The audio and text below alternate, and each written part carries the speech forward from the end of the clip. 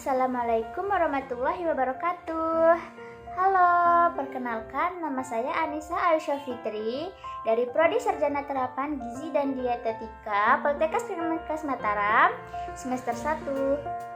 Pada video ini, di sini saya akan menjelaskan sedikit tentang materi Pancasila sebagai paradigma pembangunan bangsa. Untuk mengetahui lebih jelas lagi mengenai Pancasila sebagai paradigma pembangunan bangsa ini, mari melihat video ini sampai akhir. Pancasila sebagai paradigma pembangunan bangsa. Yang pertama, Pancasila sebagai orientasi dan kerangka acuan pembangunan. Dalam pembangunan bangsa, pasti dibutuhkan suatu kerangka pemikiran yang melandasi pembangunan bangsa itu sendiri. Oleh karena itu, Pancasila dapat dijadikan sebagai landasan pembangunan bangsa. Dalam pembangunan bangsa harus mendasarkan pada nilai-nilai yang terkandung dalam Pancasila. Pada Undang-Undang Alinea keempat tercantum tujuan dari negara Indonesia, yaitu memajukan kesejahteraan umum dan mencapai masyarakat adil dan makmur. Nilai-nilai dasar dalam Pancasila itu dikembangkan atas dasar hakikat manusia. Hakikat manusia menurut Pancasila adalah makhluk monopluralis. Pancasila sebagai orientasi dan kerangka acuan pembangunan. Pada saat ini Pancasila lebih banyak dihadapkan pada tantangan berbagai varian kapitalisme dan pada komunisme atau sosialisme.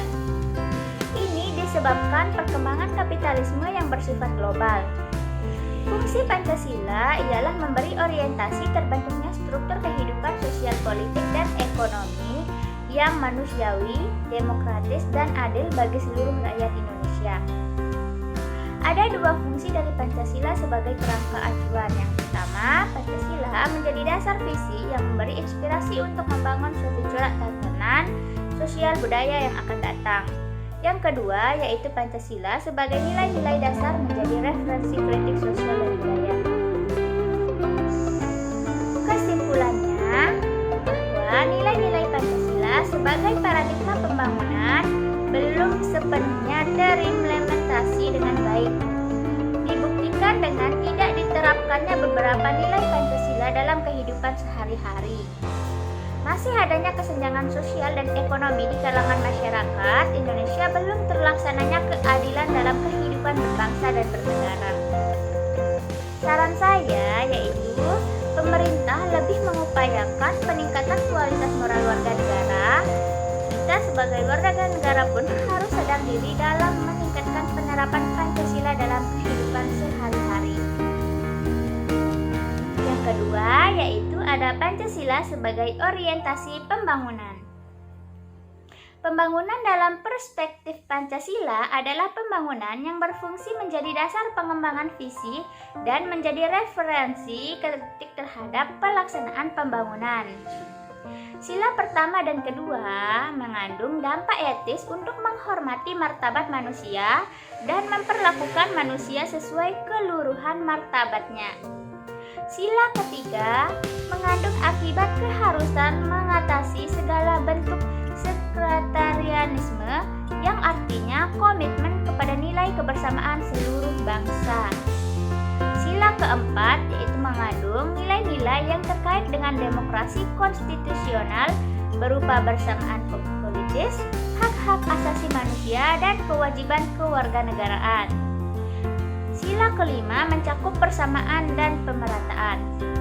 Sila-sila Pancasila yang ada pada nilai-nilai religius adalah: yang pertama ada sila pertama yaitu nilai-nilai ketuhanan, sila kedua nilai-nilai kemanusiaan, sila ketiga nilai-nilai kebangsaan, sila keempat nilai-nilai demokrasi, dan sila kelima nilai-nilai keadilan, yang merupakan sebuah kesatuan organis, harmonis di mana ia sebagai orientasi terhadap pembangunan nasional dalam rangka mewujudkan tujuan dan cita-cita nasional seperti yang tersebut dalam pembukaan Undang-Undang Dasar 1945.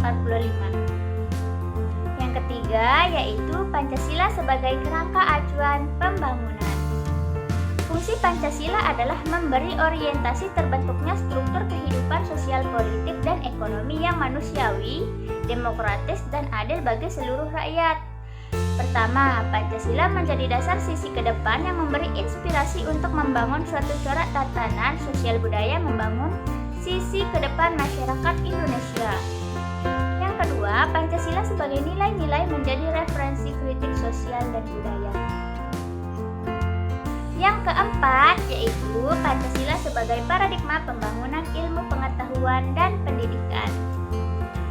Pendidikan pada hakikatnya adalah usaha sadar untuk mengembangkan kepribadian dan kemampuan atau keahlian dalam kesatuan organis, harmonis, dinamis di dalam dan di luar sekolah dan berlangsung seumur hidup. Negara Indonesia yang diwujudkan dalam Undang-Undang 1945 yaitu Pancasila wajib sebagai paradigma pengembangan ilmu pengetahuan dan pendidikan.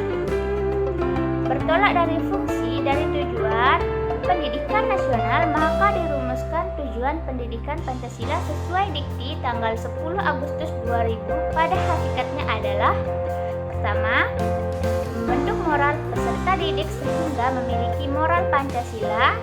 Yang kedua, yaitu dapat memahami dan mampu melaksanakan jiwa Pancasila sebagai warga negara Indonesia.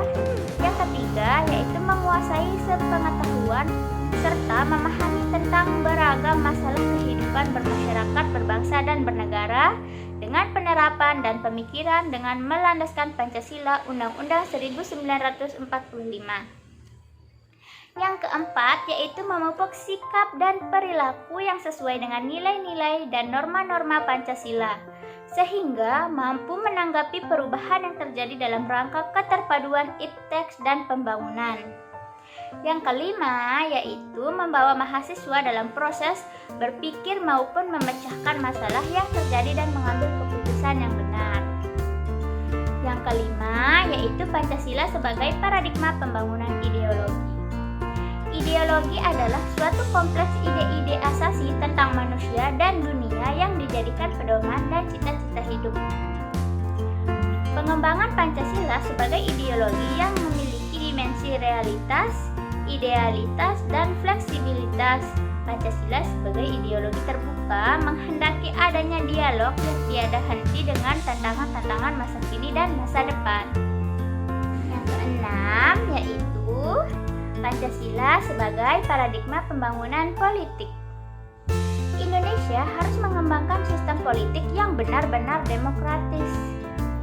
Pancasila dalam pembangunan politik harus dapat meningkatkan harkat dan martabat manusia dalam menempatkan kekuasaan tertinggi adalah dari rakyat, oleh rakyat, dan untuk rakyat. Di mana sistem politik Indonesia yang sesuai dengan Pancasila sebagai paradigma adalah sistem politik demokrasi. Demokrasi merupakan upaya penting dalam mewujudkan civil society. Tanpa proses demokratis tidak akan tercipta civil society. Sehingga perlu dikembangkan berdasarkan asas kerakyatan dalam sila keempat Pancasila, kemudian pada asas-asas moral daripada sila-sila Pancasila. Di era globalisasi, informasi dari implementasi perlu direkonstruksi dalam perwujudan masyarakat warga, civil society, yang mencakup masyarakat tradisional, berbagai asal etnik, agama, dan golongan, masyarakat industrial, dan masyarakat purna industrial. Pancasila bertolak dari kodrat manusia, maka membangun politik harus dapat meningkatkan harkat dan martabat manusia. Sistem politik Indonesia yang bertolak dari manusia sebagai subjek harus mampu menempatkan kekuasaan tertinggi pada rakyat. Sistem politik Indonesia yang sesuai Pancasila sebagai paradigma adalah sistem politik demokrasi, bukan otoriter. Berdasarkan hal itu, politik Indonesia harus dikembangkan atas asas kerakyatan sila keempat Pancasila. Pengembangan selanjutnya adalah sistem politik didasarkan pada asas-asas moral daripada sila-sila pada Pancasila. Pancasila sebagai paradigma pengembangan sosial politik diartikan bahwa bersifat sosial politik bangsa dalam cita-cita bersama yang ingin diwujudkan dengan menggunakan nilai-nilai dalam Pancasila. Di era globalisasi informasi seperti sekarang ini, implementasi tersebut perlu direkonstruksi ke dalam perwujudan masyarakat warga civil society yang mencakup masyarakat tradisional berbagai asal etnik, agama, dan golongan, masyarakat industrial, dan masyarakat purna industrial. Dengan demikian, nilai-nilai sosial politik yang dijadikan moral baru masyarakat informasi adalah nilai toleransi, nilai transparansi hukum dan kelembagaan, nilai kejujuran dan komitmen, bermoral dan berdasarkan konsensus. Demikian penjelasan